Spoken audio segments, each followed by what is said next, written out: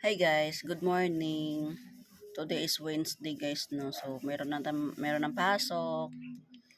So meron lang akong ipapayo doon sa mga wala utang talaga, yung mga taong ginawa ng bisyo o pag-uutang. Walang agin guys, walang masama sa pag-uutang, no. Lahat naman tayo may utang, like ko sinasabi yan. Walang tao na walang utang. Lahat tayo may utang. Pero kung alam mo sa sarili mo na hindi mo kayang bayaran yung mga utang na yan, so, ang mai-suggest ko lang siguro, no, huwag ka na lang mangutang ng mangutang. Kasi kung ang inaasahan mo lang talaga, yung isang source of income lang, si mister mo, marami kayong mga anak, so, hindi man talaga kaya, huwag na lang mangutang. No, kasi alam nyo, nagbibigay lang kayo ng abala dun sa taong inutangan nyo. Kasi hindi naman kayo lang ang priority ng tao na yan eh.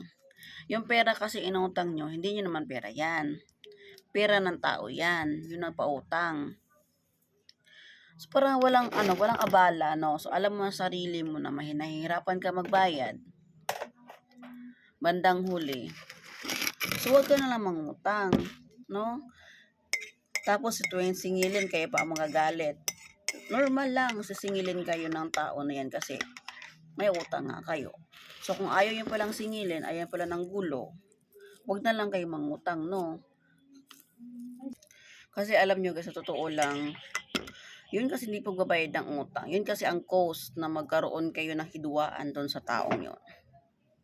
Siyempre, magkaroon ka ng hidwaan kasi nga po, pabigat ka doon sa tao na yan. Hindi ka tumupad sa usapan. At hindi lang naman ikaw ang priority ng tao na yan. At hindi lang ikaw ang inaantay. Siyempre, malaking abala yon sa tao nagpapautang, doon sa tao nangutang na hindi naman marunong magbayad.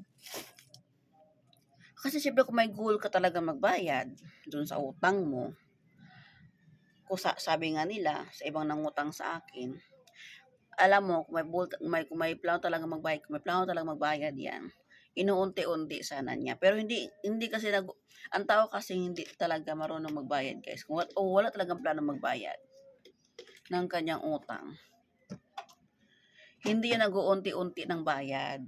Kahit pa barangay mo pa yan, kahit saan kayo magharapan yan, kung goal talaga niya na hindi kanya babayaran, magpapakapal na lang pagmumukha yan. Hindi talaga magbabayad yan. Kasi ako sa sarili ko, marunong ako mahiya. Nakakahiya guys na iharap-harap kayo sa barangay about lang doon sa utang. Binigyan ka na ng isang, kunyari ako ng utang, no? Binigyan na ako ng isang buwan na palugit doon sa taong inutangan ko. Kasi hindi pa ako nagpursige. Siyempre, kahihiyan ko yon. Sobrang laking kahihiyan ko yon. So, ano na mukhang papakita ko? So, sasabihin nila na wala aslang mukhang ipapakita kasi nahiyang-hiya na sa mga natural. Mahihiya ka talaga. Mahihiya talaga. Kasi nga, yun yung obligasyon mo yun eh. Obligasyon mo yun. O, hindi obligasyon ng tao ng papautang. Obligasyon ng taong nangutang na bayaran. At talaga mahihiya ka talaga. Hindi naman purpose na ipahiya kayo pag nagbaranggayan. Hindi. Ang purpose doon, para ma-settle yung utang mo doon sa tao yon para magbayad. Yun nga lang talaga. Tulad ng sabi ko, kung ang tao talaga na walang purpose na magbayad sa kanyang utang, kahit saan pa yan kahit saan pa yan kayo magharapan, hindi talaga magbabayad yan. So kung ikaw, kung nakikinig ka sa videong to, kung alam mo sa sarili mo na hindi mo kaya magbayad ng utang, na hindi nyo kaya magbayad ng utang, wag ka nang mag-utang ng utang. Kasi ikaw lang din mahihiya niya. Ikaw lang mapapahiya. Hindi naman yung taong nagpapautang ang mahihiyan. Ikaw, kayo ng pamilya mo ang mahihiya. Hindi yung taong nagpapautang. Kasi pag ng araw guys, pag kailangan na kayo ng pera, emergency, wala nang mapapautang sa inyo. Kasi bad record ka na dun sa taong yan. Kahit naman ako, pag bad record yung tao sa akin, hindi ko napautangin. Pero kung good record siya, kung good payer siya, ako pa mismo mag-aalok sa kanya. Kahit malaki pa yan. Basta good payer ka, kahit 10K pa yan, pautangin kita. Pero kung sobrang kupal mo, kahit 500 pa yan, kahit 100 pa yan, hindi ka na makakaulit sa akin. Never. As in never.